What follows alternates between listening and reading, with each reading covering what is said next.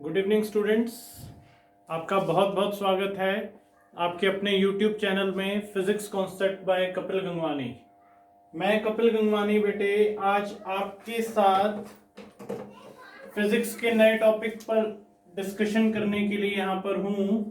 वो टॉपिक है बेटे moving coil galvanometer.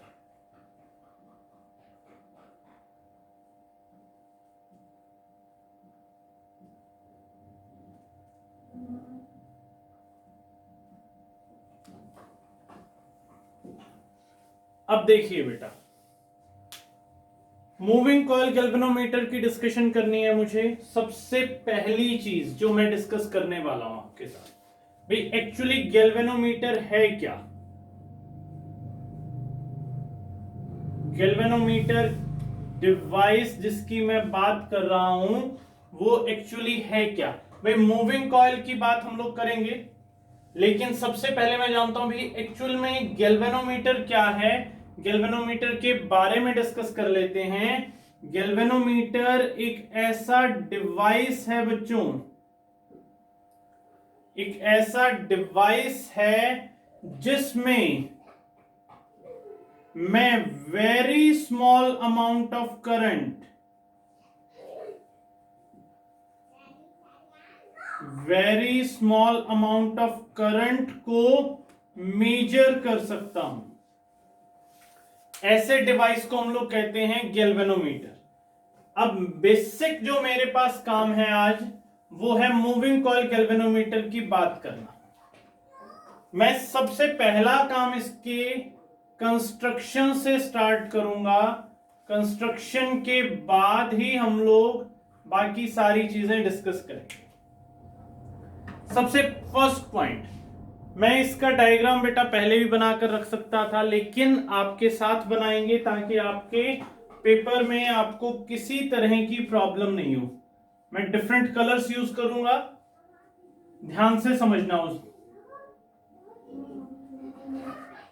Central core है बेटा, ये मैंने क्या बनाया, ये ब्लू कलर वाला क्या फॉर्म किया हुआ है, ये सॉफ्ट आयरन कोर है। सबसे पहली चीज मैंने क्या ड्रॉ करी है, ब्लू कलर वाली सॉफ्ट आयरन कोर को मैंने शो आउट कर दिया। सॉफ्ट आयरन कोर, क्योंकि मैं पैरेलली आपको इसकी कैरेक्टरिस्टिक्स बताता जाऊंगा। सॉफ्ट आयरन कोर जो है वो एक फेरो मैग्नेटिक सब्सटेंस रहेगा। ये चीज आपने ध्यान रखनी है। क्यों लिया मैंने ये सॉफ्ट आयरन कोर, मैंने किस कलर से रिप्रेजेंट किया है, ब्लू कलर से।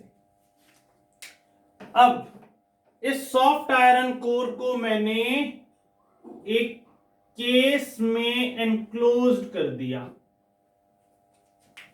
रेड कलर के केस में एनक्लोज्ड कर दिया, रेक्टेंगुलर केस में एनक्लोज्ड कर दिया। ये जो रेड कलर का एक rectangular case, this rectangular case is made up of non-magnetic material like aluminium.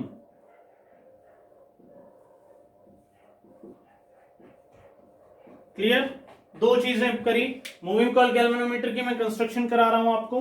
सबसे पहली चीज मैंने एक सॉफ्ट आयरन कोर ले लिया, सॉफ्ट आयरन कोर सॉलिड लिया।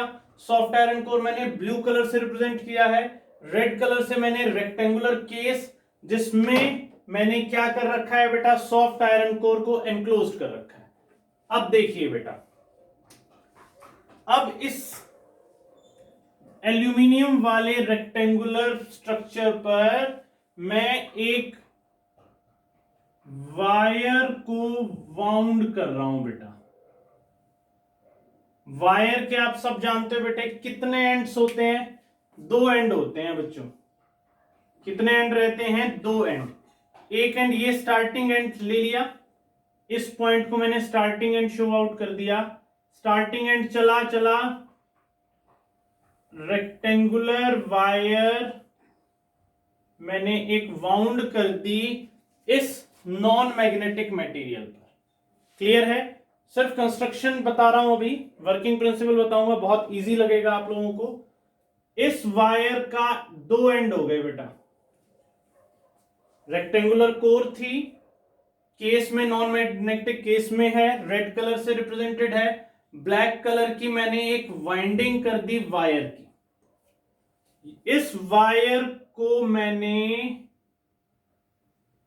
एक मिरर के साथ अटैच कर दिया। This mirror is concave mirror. ये वायर ली जा रही है फोस्फर ब्रॉन्ज वायर। ये वायर किस मटेरियल की फॉर्म्ड है? This is of phosphor bronze. क्यों ली इस मटेरियल की मैंने, उसकी बात मैं करूंगा। इस मिरर के आगे है, इस एंड को कहता हूं टोर्जन एंड। क्या कह रहा हूं? टोर्जन एंड कह रहा हूं बेटा। कंस्ट्रक्शन समझते जाना बड़े ध्यान से। इस पूरे पॉइंट को मैंने एक T1 से कनेक्ट कर दिया। बताऊंगा T1 क्या है। T1 terminal number 1। भैया गैल्वेनोमीटर का काम बता चुका हूं मैं, करंट मेजर करेगा सर्किट में, तो सर्किट में दो जगह तार जोड़नी पड़ेगी ना। तो इस T1 पर जिस सर्किट को मैंने करंट मेजर करवाना है उसका एक टर्मिनल यहां जोड़ दूंगा। यहां पर ये दूसरा टर्मिनल था, यहां पर मैंने एक क्या जोड़ रखा है? स्प्रिंग। ये स्प्रिंग भी किसका बना हुआ है? फोस्फर ब्रॉन्ज वायर का। स्ट्रक्चर बनाते जाना, बनाना आएगा नहीं वरना बेटा। इसको यहां पर मैंने दूसरे एक एंड से जोड़ दिया। This and is again T2 and. Clear है?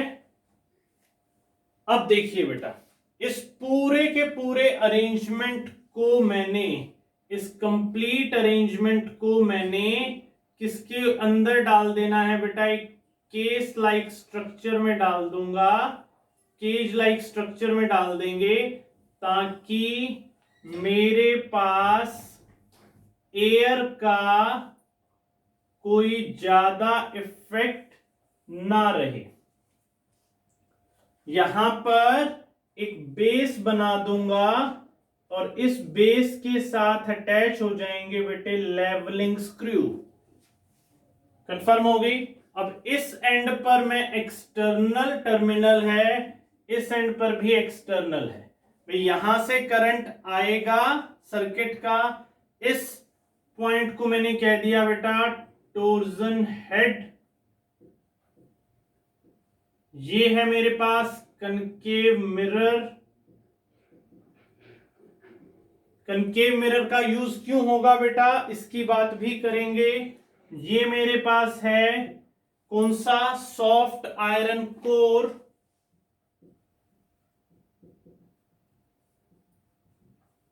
ये मेरे पास क्या है बेटा? Non magnetic frame. ये मेरे पास क्या है बच्चों? वायर, जिसको मैंने वाउंड किया हुआ है। ये मेरे पास क्या है बच्चों?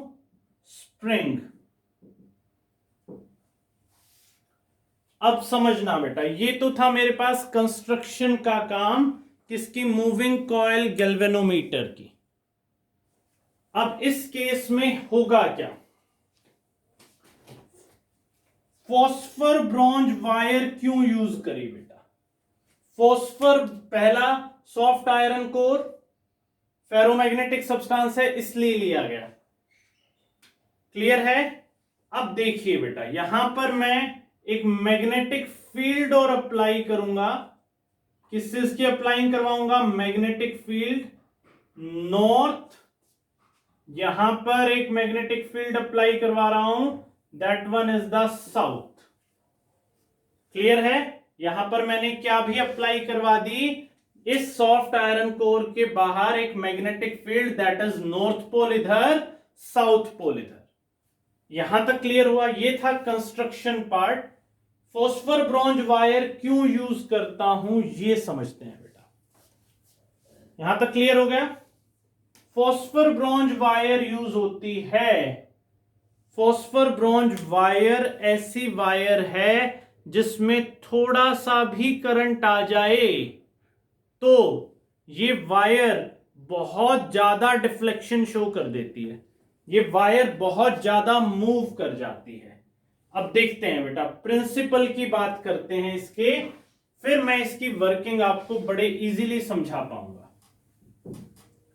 देखिए बेटे, प्रिंसिपल, वर्किंग प्रिंसिपल क्या रहता है इसका? भाई कंस्ट्रक्शन मैंने समझाई, मूविंग कॉइल गैल्वेनोमीटर कर रहे थे। पहली बात बताई गई आपको भी, गैल्वेनोमीटर क्या है? गैल्वेनोमीटर है जिसने small amount of current measure करना है। फिर मैंने डायग्राम ड्रॉ किया, बीच में आयरन, सॉफ्ट आयरन कोर लिया, नॉन मैग्नेटिक फ्रेम में रखा, वायर की वाइंडिंग करवाई, ये टॉर्जन हेड तक गया, यहाँ एक कनकेव मिरर था, वायर कौन सी यूज हो रही है? Phosphor bronze wire. यहाँ एक स्प्रिंग है, स्प्रिंग भी किसका बना हुआ है? फॉस्फर ब्रॉन्ज वायर का। क्यों बना हुआ है? इसको मैं कह सकता हूं फॉस्फर ब्रॉन्ज वायर का टॉर्जनल कांस्टेंट, लिख रहा हूं यहां टॉर्जनल कांस्टेंट।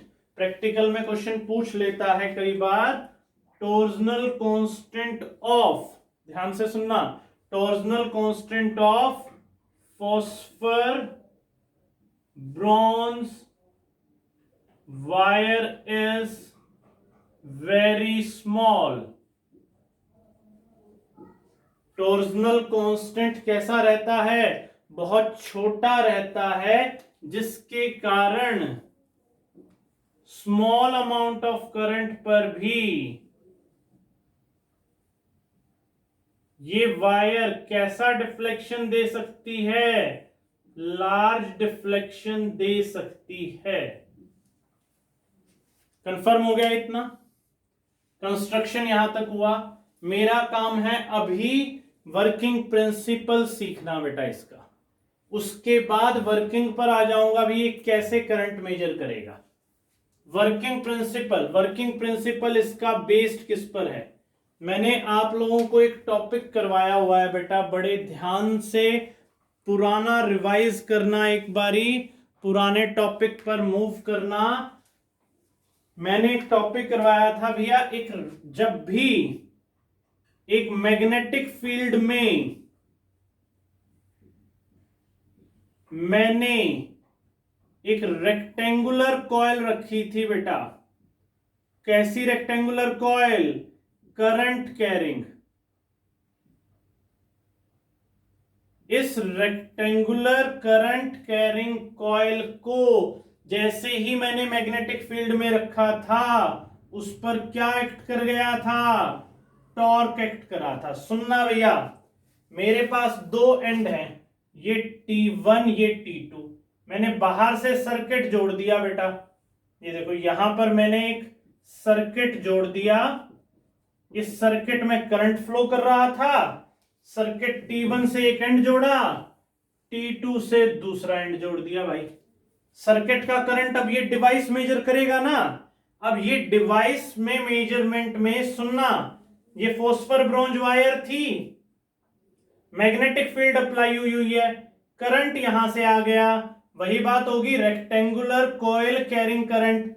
इस कॉइल को देखो T1 से मैंने अटैच किया हुआ था फॉस्फर ब्रॉन्ज को, बाहर से सर्किट से करंट आ गया, करंट आ गया तो क्या हुआ? इस कॉइल में करंट हो गया, यहां से मैग्नेटिक फील्ड, ये सिलेंड्रिकल मैग्नेट क्यों लगाए उसकी बात भी करूंगा, सिलेंड्रिकल मैग्नेट क्यों लगाए उसकी बात। लास्ट तक जुड़े रहना बेटा, वीडियो को शेयर कर देना अपने फ्रेंड्स के साथ। हमारे पास करंट आया, रेक्टेंगुलर कॉइल में करंट हो गया, यहां मैग्नेट लगे हुए थे, तो क्या लग गया बेटा? टॉर्क की प्रोडक्शन हो गई। कंफर्म हो गया इतना? तो ये जो टॉर्क प्रोड्यूस हो रहा है, ये इसका वर्किंग प्रिंसिपल है। भाई ये current carrying coil when placed in the magnetic field then there is production of torque. Confirm है, टॉर्क प्रोड्यूस होगी और ये टॉर्क ही मुझे करंट मेजरमेंट देगा। अब समझना बेटा, यहां पर क्वेश्चन पूछ लेता है आपने, लेकिन जब ये पेपर में आता है तो आपने लिख कर आना है। अभी मैं क्वेश्चन की वे में आपको बता रहा हूं बेटा। वो आपसे क्वेश्चन पूछ लेता है why we use cylindrical magnet. अब सुनना भाई, अब दो चीजें प्रयोग में आएंगी बेटा। मैं डायग्राम बनाने वाला हूं। ये एक मैग्नेट, ये एक मैग्नेट, बीच में क्या चीज है बेटा मेरे पास? Soft iron core. क्योंकि सॉफ्ट आयरन कोर का ही मेजर रोल है मैग्नेटिज्म प्रोवाइड करवाने में।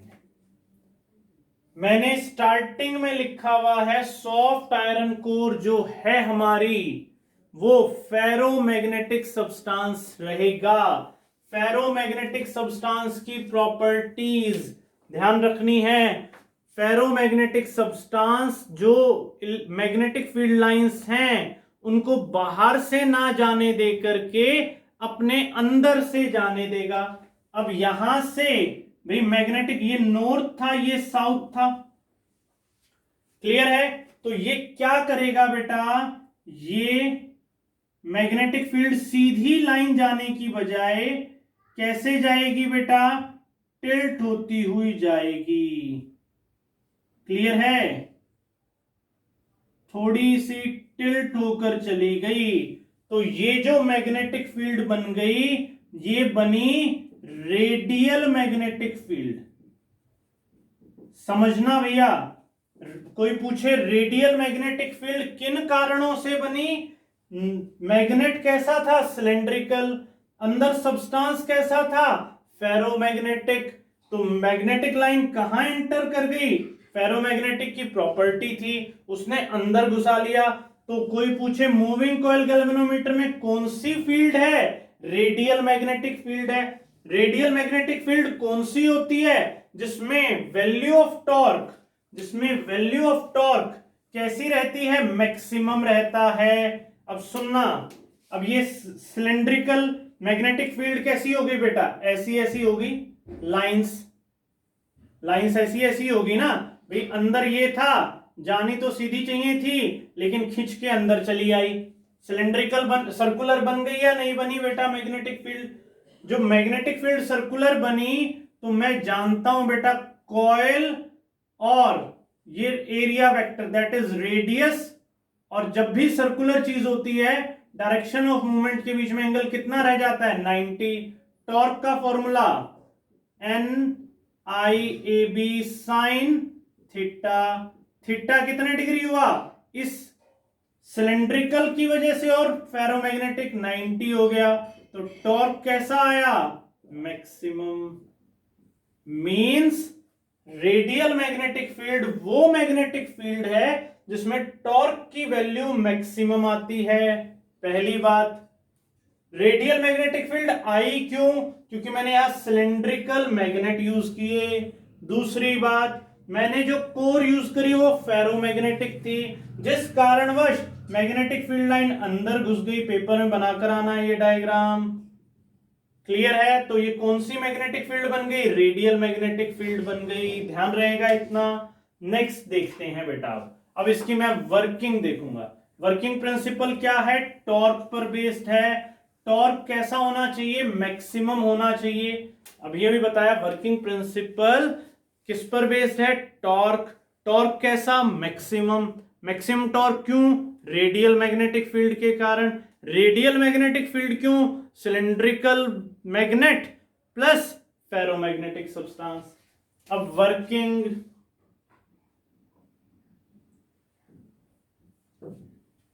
देखो, वर्किंग की बात कर रहा हूं बेटा। अभी तक मैं दो डिस्कशन कर चुका हूं। डायग्राम आपको आ गया होगा बेटा बनाना। मैंने अब तक कंस्ट्रक्शन की बात कर ली, वर्किंग प्रिंसिपल की बात कर ली, वर्किंग करता हूं। करंट आया, करंट आ गया बेटा, करंट आ गया, ये कॉइल थी, कॉइल में करंट आ गया, कॉइल में करंट आया, मैग्नेटिक फील्ड पहले ही प्रेजेंट थी, मतलब क्या लगेगा, टॉर्क लगेगा। टॉपिक करवा रखा है थीटा और अल्फा वाला, बेटा ध्यान रखना। अल्फा कौन सा एंगल था, प्लेन के साथ, थीटा किसके साथ था, मैग्नेटिक फील्ड के साथ और कॉइल के साथ। बेटा क्लियर है, रिवाइज करना जिसको नहीं ध्यान आ रहा।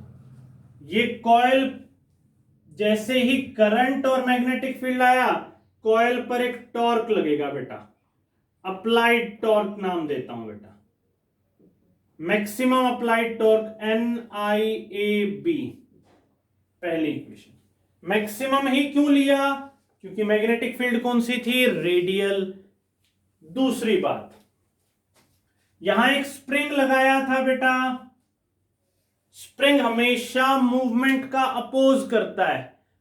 कॉइल ऊपर इधर घूम रही थी तो स्प्रिंग उसके अपोजिट घुमा, जिसको मैंने कहा रीस्टोरिंग टॉर्क लगाएगा भैया एक स्प्रिंग, विच इज के थीटा। अभी ये मिरर का काम भी आ जाएगा, क्लियर है। स्प्रिंग घूम जाए, कॉइल घूमी, स्प्रिंग भी क्या होगा बेटा, अपना कोशिश करेगा कॉइल ना घूमे। दोनों फोर्सेस, एक इधर लग रहा है, दूसरा इधर लग रहा है, लेकिन एक समय ऐसा आएगा जब दोनों फोर्सेस बराबर हो जाएंगे, कंडीशन स्टेबल हो जाएगी, दोनों को बराबर कर दो, NIAB इज इक्वल टू के थीटा। मैंने तब तक इनको देखते रहना है जब तक कि दोनों चीजें घूम रही हैं और स्टेबल हो गई बेटा। मैं यहां पर एक स्केल लगा दूंगा बेटे, यहां क्या लगा दूंगा, स्केल लगा दूंगा, यहां से टॉर्च भी लगा दूंगा, एक टॉर्च इस मिरर पर लाइट मारेगी, क्लियर है। मिरर की काम बताऊंगा अभी। यहां से दोनों टॉर्क को इक्वेट कर दिया, करंट इज इक्वल टू के थीटा बाय NAB। ये दोनों चीजें कांस्टेंट, तीनों चारों चीजें कांस्टेंट हैं। I is proportional to theta, मतलब जितना रोटेशन होगा, जितना एंगल से रोटेट करेगा उतना ही करंट है। ज्यादा से रोटेशन हो गया तो ज्यादा करंट, कम से रोटेशन तो कम करंट। अब ये रोटेशन का एंगल कैसे होगा, लाइट डाल दी, कनकेव मिरर बड़ा करता है, इस जो मेरे पास स्केल लगा हुआ है, ये वैल्यू जितनी यहां दिखाई देगी उतने एंगल से रोटेशन हो गया बेटा, ध्यान रहेगा इतना। मूविंग कॉइल गैल्वेनोमीटर था, मोस्ट डिफिकल्ट टॉपिक्स में से एक है बेटा, समझ में बहुत लेट आता है, फिर भी आप इस वीडियो को 2 बार 3 बार 4 बार देखिए, अपने फ्रेंड्स के साथ शेयर करिए, लास्ट तक देखनी है। नहीं समझ में आए कमेंट सेक्शन में आप लोग अपने प्रॉब्लम्स डाल सकते हैं, ली जाएंगी बेटा।